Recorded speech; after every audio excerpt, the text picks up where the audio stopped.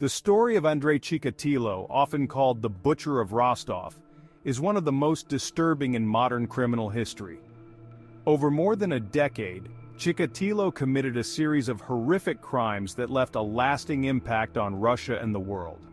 Stay with us as we explore the chilling details of his life, his crimes, and the investigation that eventually brought him to justice. Andrei Chikatilo was born in 1936 in Ukraine, during a period of great hardship. His early life was marked by poverty and turmoil, growing up during the time of the Soviet Union's struggles.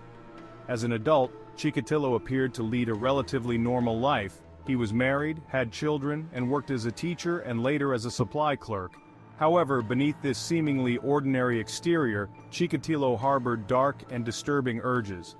The first known crime linked to Chikatilo occurred in 1978 when a young girl named Yelena Zakotnova was found dead in a river near his hometown. Despite the evidence, an innocent man was wrongfully convicted and executed for the crime, allowing Chikatilo to continue his activities undetected for years. Between 1982 and 1990, Chikatilo's crimes escalated. He targeted vulnerable individuals, luring them to isolated areas where he would commit his brutal acts. His victims were often people who were overlooked by society, individuals who might not be missed right away. This made it easier for Chikatilo to continue his spree without immediate detection.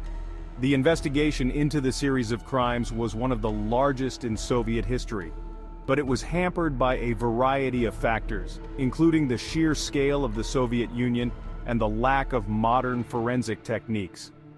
Additionally, the authorities were initially reluctant to admit that a serial killer could operate within their borders, which delayed the investigation. Chikatilo was arrested several times during the investigation, but was released due to insufficient evidence. His ability to evade capture was partly due to his outwardly unremarkable appearance and his ability to blend into the background.